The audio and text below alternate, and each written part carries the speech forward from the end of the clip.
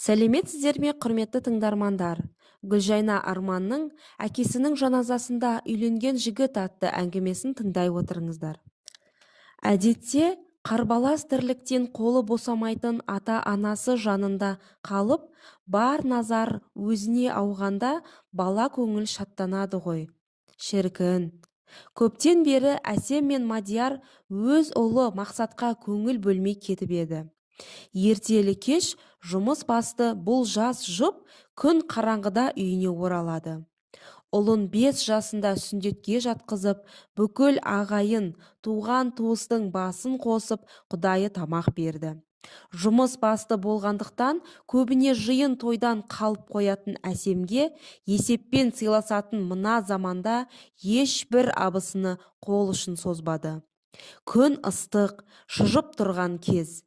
Ертеңіне тал түске ыстыққа қалмайын деп бүкіл ыдыс аяқты далада асыға жуып жатты. Мақсат анасының аяғының астына оралып болар емес. Ар ойна, ыдыстарды сындырасың деген анасының сөзіне құлақ асар бала жоқ. Жердің бәрі шылқа-шылқа су болған соң аяғы тайып, алма салатын шиша ыдыстың қырына дәл аузымен құлады. Шырылдап, жылап аузының бәрі қан жоса болды. Шиша сынып, үстіңгі ернін мұрнына дейін екіге айырып жіберген еді. Ол аздай, майда сынықтар тісінің араларына кіріп кетті. Бірнеше тісі сынып қалды. Әсемнің зәресі зәр түбіне кетіп, баласымен қосыла жылап жүр. Қолы дірілдеп, әрең дегенде жедел жәрдем шақырды. Ауруханаға апарып, шиша қалдықтарын алып, ота жасап, ернін тігіп берді. Баланың құлағының жақсылығы сол, отбасында жылулық, бала жүзінде риясыз қуаныш пайда болды. Әйтпесе, соңғы кезде балаға уақытылы көңіл бөлмеудің өзі жас жұптың осал тұсы болып көрінетін. Алайда, ерніндегі тігістің жазылуы қиынға соқты. Қайта-қайта қанап, су тиіп іріңдей бастады. Баланың жылауы көбейіп, ызбайланып, тым ынжық болып кетті. Мадияр мен Әсем бұрындары балаларының бұлай бал-бұл сөйлегеніне мәз болса, кейде мезі болып ұрсып жататын. Көп сөйлемеуді бұйыратын. Енді міне оның сыңғырлаған үнін еститін емес. Ыңырсып, кейде саусақтарымен нұсқап көрсетіп, қалауын сөзбен жеткізуді тоқтатты. Ерніндегі жара ауыратын болғандықтан сөйлегісі келмей жүрген болар деп, әке-шешесі қатты назар аудара қойған жоқ. Әсем мұғалімдік қызметінен уақытша демалыс алып, баласына өзі қарап жүр. Баласының жылауы күн сайын үдей түсуде. Алғашында жаны ашып, ұлын ұрыспай, мәпелеп жүрген ана байғұстың төзімі таусылуға шақ қалды. Мақсат көбінесе бала бақшада болып, әке-шешесін мазаламайтын. Сенбі күндері Әсем өзінің анасына апарып тастаушы еді. Енді міне өз баласын өзі жақтыра алмай әрең шыдап жүр. Анасына қоңырау шалып, жиен немересін тым еркелетіп жібергенін айтпақ болды. Алло, мама, қалыңыз қалай? Жақсы, шүкір, қызым, өздерің қалайсыңдар? Мақсат тәуір болайын деді ма? Жоқ, қайдағы, керісінше еркелеп, ынжықтанып жүр. Әбден еркелетіп жіберген сияқтысыз.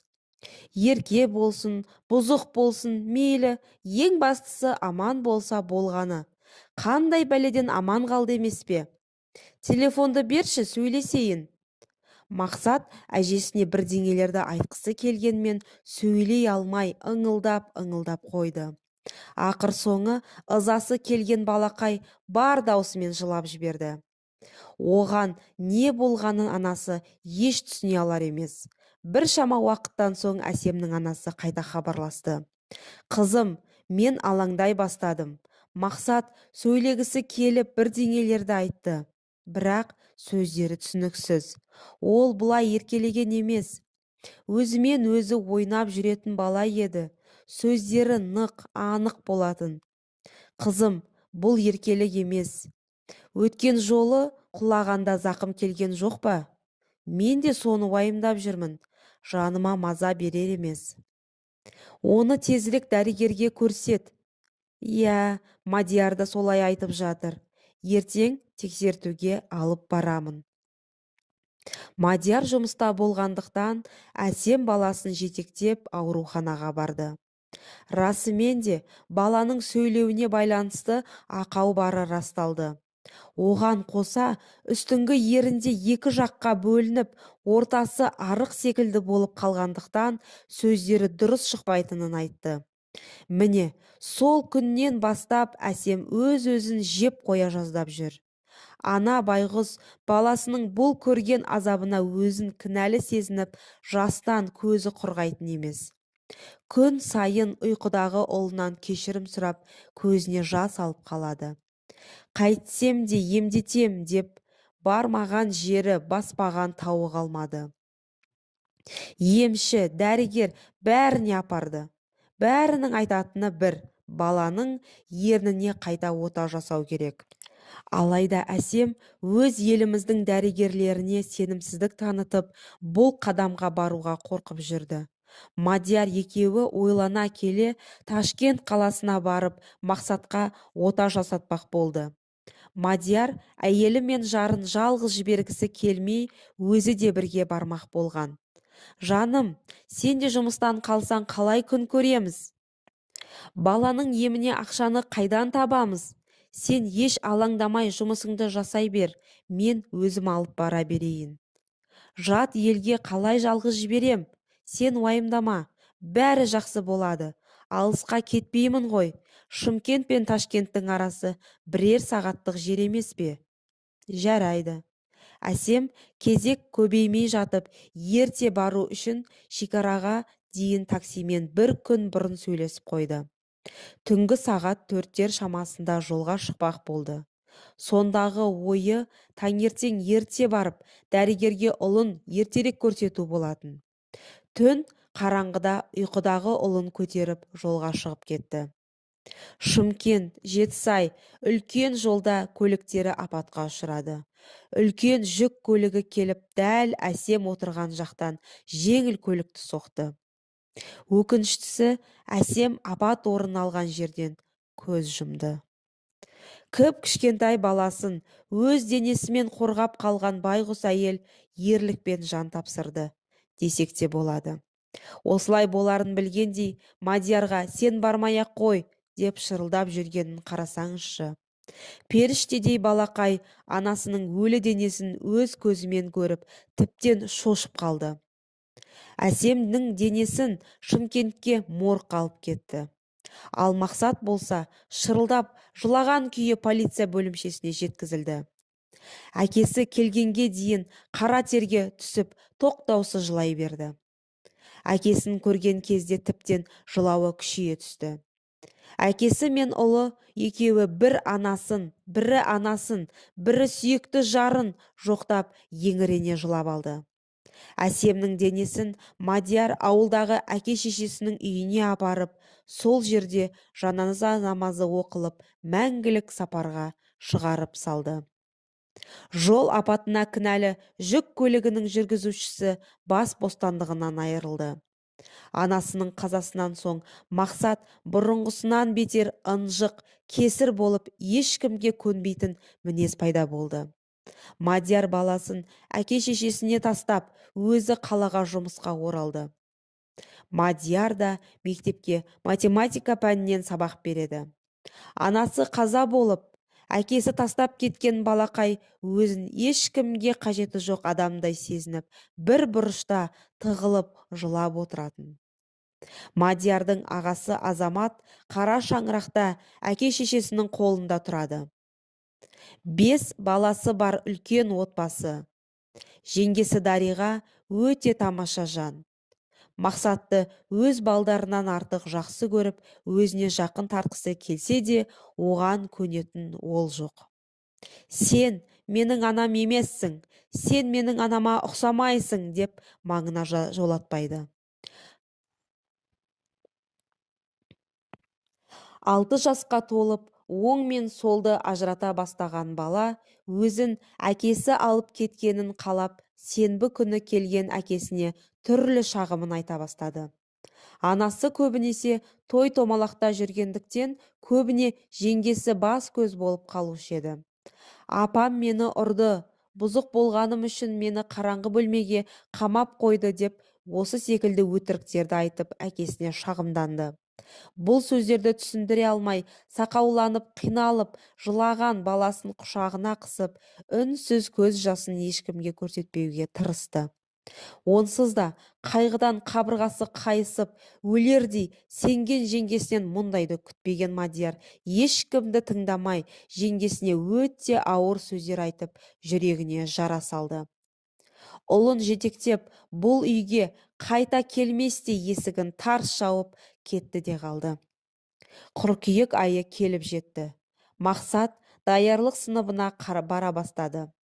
Әкесі үнемі өзімен бірге жетектеп, қай сыныпқа сабақ берсе, сол сыныпқа алып барып отырғызып қоятын. Мақсат күн өткен сайын тұйықтала берді. Айтқан сөзін сыныптастары түсінбей, бірнеше рет қайталап сұрай бергеннен дұрыс сөйлей алмағанына ызасы келіп, қолын бір сілтеп сөйлемей кететін. Айналасындағы адамдардан алшақтай берді. Педагогтың жұмысы өте ауыр, әрі төзімділікті талап етеді. Бітпейтін қағаздар, тексерулер, одан қалса әр оқушының мінезі, сабақ үлгерімі үшін сөгіс естуі бар. Ал енді бұл шаруаға жас әкенің үй шаруасын қосыңыз. Өзі әке, өзі ана болып, баласының асын беріп, кірін жуып, үтіктеп жүргенде өз баласымен тілдесуге мүлдем уақыт таппайтын. Мақсатты жарының аманаты санап, көзінің қарашығындай сақтап, жан баласынан қорғап жүргені мен оған көңіл бөліп, әңгімесін тыңдауға әкесінің уақыты жетпейтін. Солай күндер өте берді. Әйел үйдің берекесі, мерекесі екенін, әйелсіз үй қаңыраған бос сарай боларын Мадияр ұғына бастады.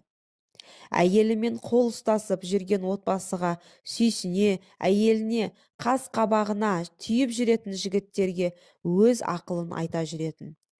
Әйеліңнің жылдық асы өткен соң теңіңді тауып үйлен деген таныс туыстың сөзіне мән бермейді. Баласына өзге біреудің ана болғанын қаламайды. Өз күнімді өзім көрем деп тіршілігін жасап жүр. Бірде өз анасы келсе, енді бірде марқұм әйелінің анасы келіп, үйдің іші сыртын реттеп, кем кетігін түзеп, жыртығын жамап беріп кетеді. Мадияр көрінген адамнан ұлын қызғыштай қорғап жүрді. Мақсаттың араласар досы жоқ. Әкесінің шектеуі күннен күнге көбейе берді. Бала түгілі ішкі жан дүниесіндегі аласапыранды ақтарып жайып салар Мадиярдың да жанына жақын ешкім жоқтай. Күйзеліске түскен әке байғұс жынданудың алдында жүр. Кей кездері жасырын ғана марқұм әйелінің суретімен тілдесіп, көз жасын бір сығып алады. Қайын жұрты өз рұқсаттарын берсе де, қайта үйленуді өзі қаламай қырсығып жүр. Анасы баласын бұл жүрісіне күйініп, жүрегі ауырып жүрсе де, Мадияр ешкімді тыңдамайды. Балам, менің жағдайымды көріп жүрсің. Денсаулығым сыр беріп жүр. Жалғыздығың жаныма батып барады. Армандап кетпейін балам. Мен жалғыз емеспін, қасымда балам бар. Өз теңіңді тауып шаңырақ көтер. Әйелсіз үй қараңғы, балаңа да ана керек. Жас күніңде үйленсең, балаң да анасына тез үйренісіп кетер еді. Өтініш, бұл тақырыпты қайта қозғамауыңызды сұраймын. Өмір бойы осылай өтпексің бе? Иә, осылай жүремін. Неге мені түсінбейсіздер? Мен әйелімді сағынып, дидарын бір көруге зар болып, сезімім жанымда жаралап, өзімді қоярға жер таппаймын. Мені осындай күйге түсірген сезімді қалай өшірем? Өз әйеліме деген махаббат оты жанымды өртеп жатқанда өзге әйелді алсам, ол адамға қиянат жасаған болмаймын ба? Ол әйелдің жүзіне қалай қараймын? Уақыт емші. Ұзақ уақыт бойы өмірлік жарым деп сеніп, арқа сүйеп келген тәтті де қызықты сәттерді бірге бастан өткізіп жүрген адамым бір сәтте жоқ болып кетті. Есімнен адасатын күйдемін. Жылап сықтауға мүмкіндік қалдырмау үшін бос уақытты азайтып, жұмысқа беріліп жүрмін. Алайда мұның да пайдасы тиер емес. Өйткені мені бостандыққа жіберер емес. Өзім ессіз адамдай күй кешіп жүріп, өз әрекетімді тізгіндей алмай жүргенімде, өзгені жар етіп ол үшін жауапкершілік арқалауға шамам жетпейді. Уақыт өте келе мұның бәрі артта қалады. Уақыт бәріне емші. Барлық болған жақсы, жаман кездері үшін оған іштей алғыс айтып, өзіңе өткенді бостандыққа жіберемін деп айт. Оның да жаны жай тапсын.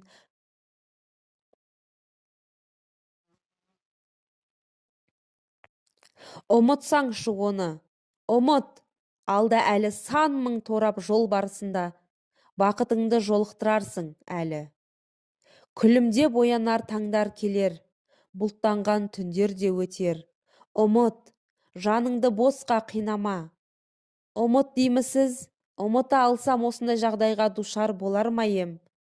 Ұмытуым мүмкін болмаған соң жабырқаумын. Күлімдеп атар таң деймісіз, мен таң түгілі ұйықтауды ұмытқалы қашан. Қалай күлу керек екенін де ұмытыппын. Балам-ау, ілгері қарай жүрсеңші, кейінге қарай тартыншықтамай, неге ілгері қадамыңды нық басып болашағыңды ойламайсың? Әлде өзіңе өзің дұшпансың ба? Жаныңды қинамай, бәрінде өткенмен қалдыр.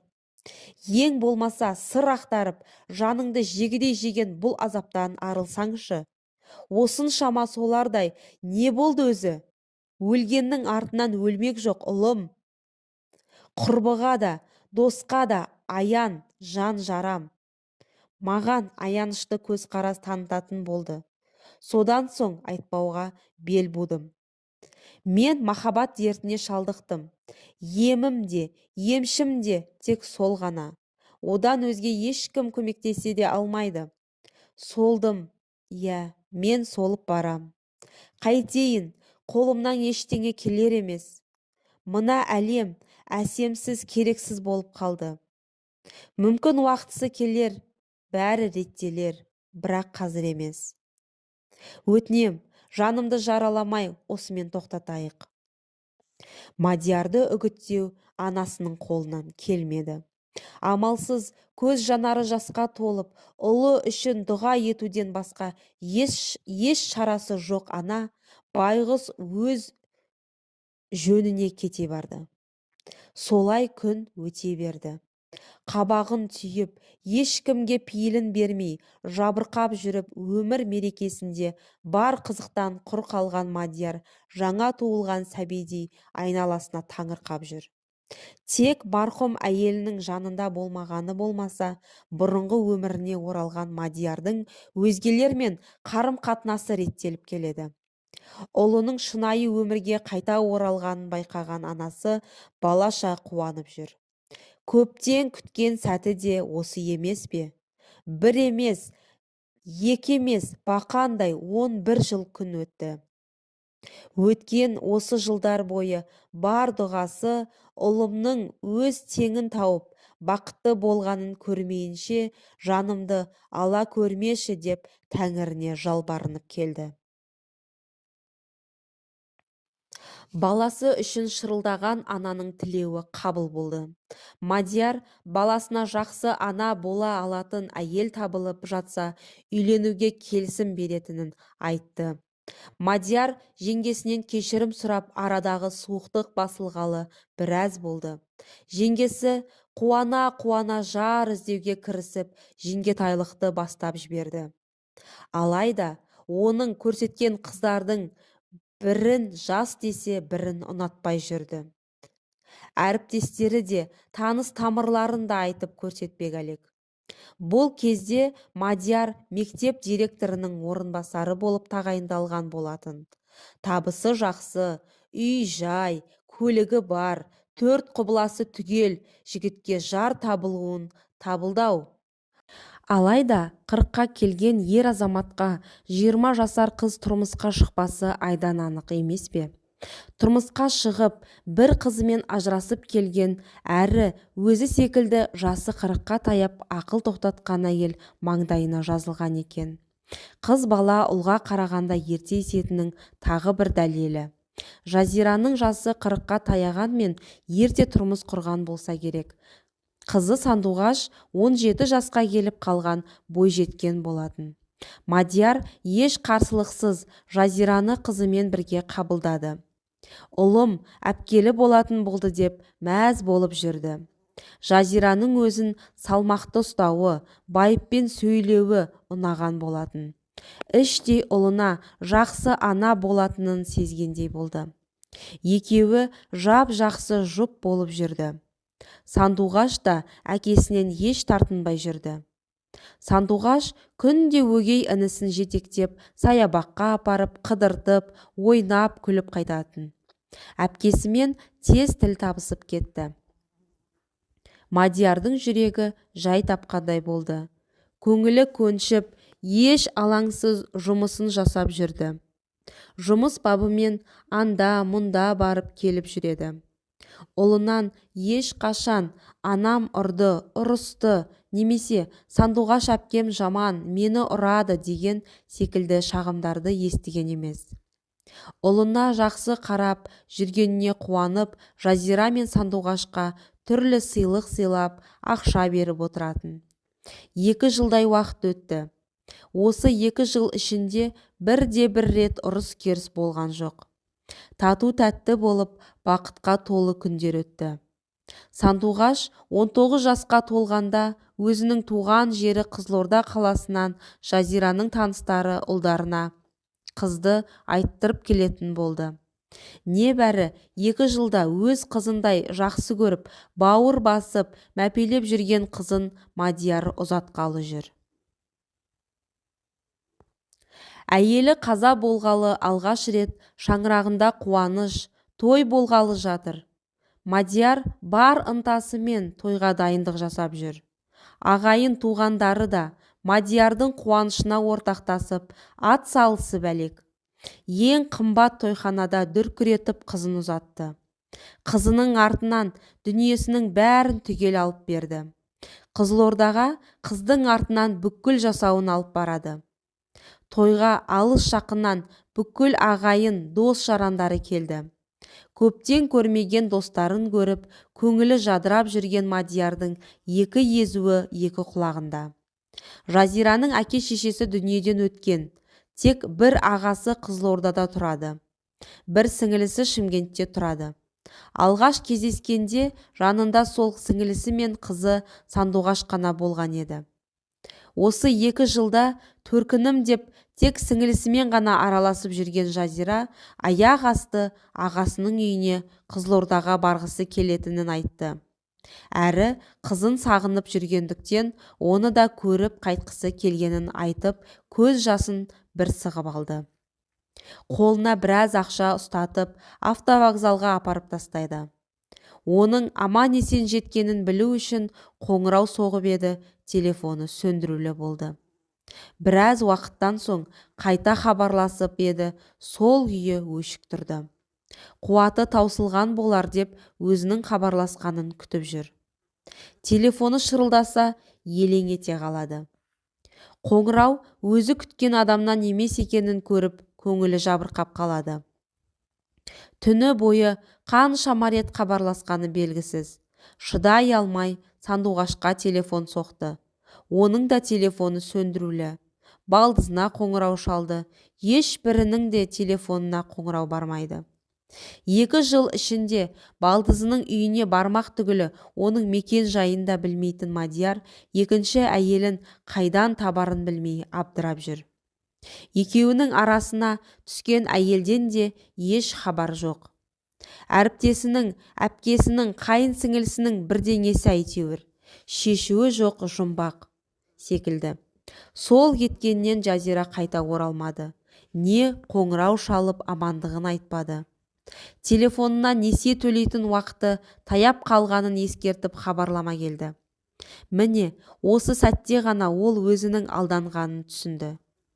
Жазираға күйеу емес, қызын тұрмысқа беріп, тойын жасап, жасауын алып беретін адам ғана керек болған екен. Қыздың дүниесіне қосқан теледидар, холодильникті несиеге алып еді. Міне, енді мүлдем жоқ адамның дүниесінің құнын төлеуге мәжбүр.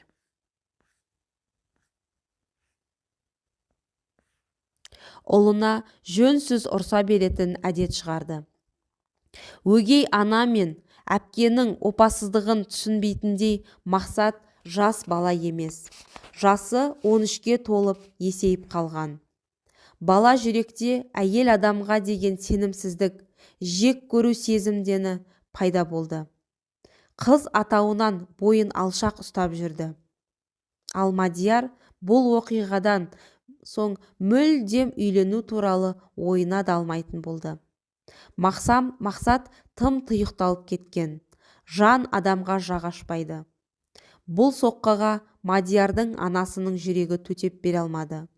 Ұлының бақытын көрсем деген байғұс ана бақыт емес, қасіретін көруге төзе алмады. 3 күн бойы нәрсіз жатып, Мадиярдың қолдарын жібергісі келмей, кеудесінен жаны әрең шықты. Әжесін қатты жақсы көретін Мақсат бұл қазаға өгей анасы мен әпкесін кінәлап, өшпенділігі арта түсті. Енді ғана үлкен өмірге қадам басып келе жатқан баланың жүрегі өшпенділікке толды. Бірақ сол үлкен өмір деген не? Алда не күтіп тұрған жайлы? Сол үлкен өмірге сіңіп кету жайлы ешкім оған түсіндіріп айтпайды. Жақ ашып сөйлесер жақын адамы да жоқ. Күннен күнге жігіт тұйықтала берді. Бұл өмірде адамға анасынан артық жанашыр жан жоқ екенін Мадияр ұғына бастады. Анасы дүниеден өткелі ұлы екеуінің жағдайын сұрап келер жан адам да жоқ. Марқұм анасы барда адам аяғы үзілмеуші еді. Осылай күндер өтіп жатты. Зәулім сарайдай үйде әке мен бала тек екеу ғана өмір сүріп жүр. Кейде бірнеше күндеп екеуі бірін-бірі көрмейтін кездері де болады. Мақсат тілінің кемістігінің кесірінен қоғамнан алыстап, жоғарғы оқу орнына да түспеді. Өте қарапайым отбасыдан шыққан, біреудің үстінен күліп, сөз етуге шамасы жоқ, отбасын асырау үшін күннің ыстығы мен суығына қарамай қара жұмыс істейтін Асанның жанында бірге жүреді. Біреудің үйін жөндеп, біреудің жерін аударып, күн көріс үшін азын-аулақ ақша тауып жүреді. Әкесі екеуінің арасы ұзап кеткелі қашан. Өз махаббаты, марқұм әйеліне деген сағыныштан, екінші әйелінің сатқындығынан күйінген жүрек байғұс көпке шыдамады. Не бары 60-қа таяғанда инсульт алып, Мадиярдың аяқ қолы сал болып қалды. Төсекке танылып жатып, өз анасының күйін кешуде. Өлімнің не екенін ұғына бастаған Мадияр күні түні 30-ға келген ұлының өз теңін тауып отбасылы болғанын көруді Алладан тілеп жатады. Алайда әйел атаулыға жоламайтын жігіттің үйленуге еш ниеті жоқ. Күн өткен сайын нашарлап, Мадиярдың жағдайы нашарлап барады. Қан қысымы, қант диабеті, тағы сол сияқты күнде ауруына ауру қосылып жатыр. Әкесінің денсаулығы кері кетіп бара жатқанын, екеуінің айырылысар күннің ұзақ емес екенін Мақсат та біліп жүр. Әкесі күнде ыңылдап, үйленуін сұрап әлек.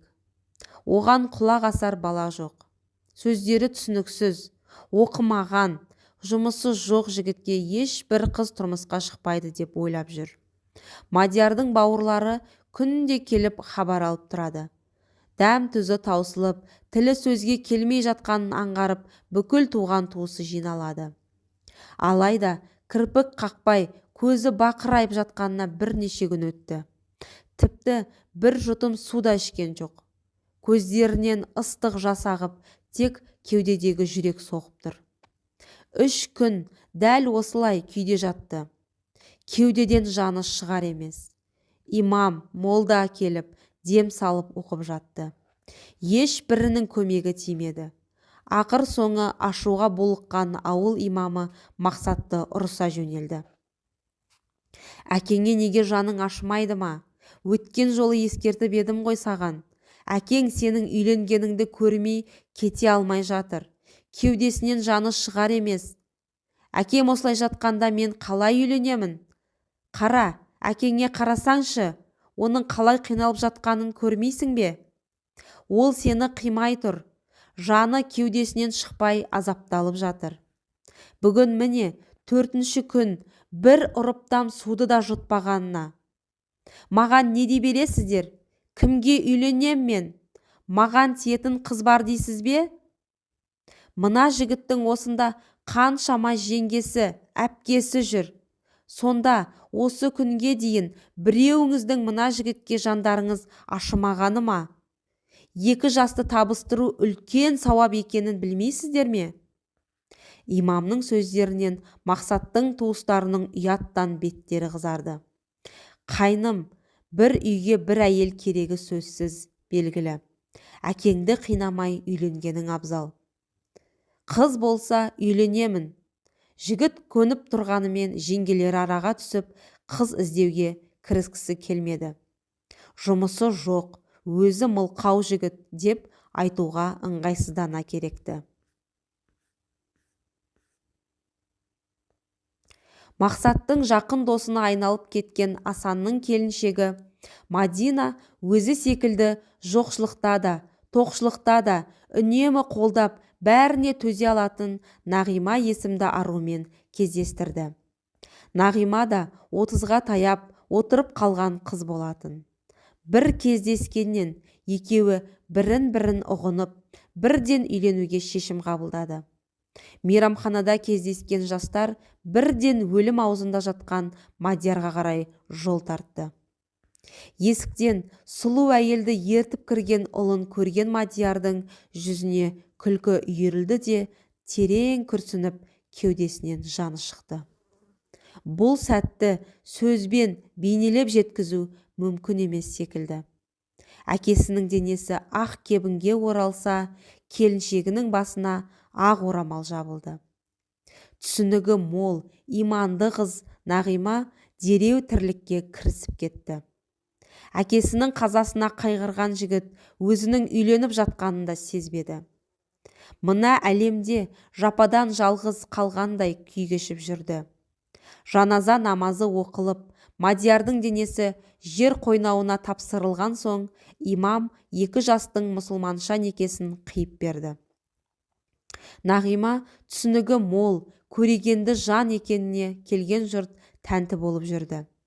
Бірнеше күн бойы 2 жас бір төсекте жатқан жоқ. 7 күндік асы өтіп, адам аяғы сейілген кезде ғана екеуі оңаша қалғанда 2 жарты бір бүтін болып, ұғынып бір жастыққа бас қойды. Нағима үйдің бар шаруасын дөңгелетіп алып кетті. Екеуі тез тіл табысып, араларында сезім ұшқыны пайда болды. Уақыт өте келе, ақылды әйелінің арқасында Мақсат өмірге деген көз қарасын өзгертті. Адамдармен араласып, сөйлесіп жүретін көңілді жанның біріне айналды. Әке болып, бақыттан басы көкке жетті. Бір өкініштісі, әкесінің осы күндерді көре алмай кеткені жанын қинайды. Неге ертерек емес, неге дәл әкемнің жаназасында үйлендім? Әкем 20-дан асқан кезімнен бастап үйлен деді емес пе? Неге әкемнің өлетін күнін күттім? Неге өзімді өзгелерден кем санадым? Деп өз-өзіне сұрақ қойып, жауап таба алмай келеді. Иә, кейде адам бір әрекет жасауы үшін бір нәрсе түрткі болуы керек болады емес пе? Дегенмен адамның өзінде ниет болса, кез келген уақытта әрекет етіп, жетістікке жете алатыны айдан анық.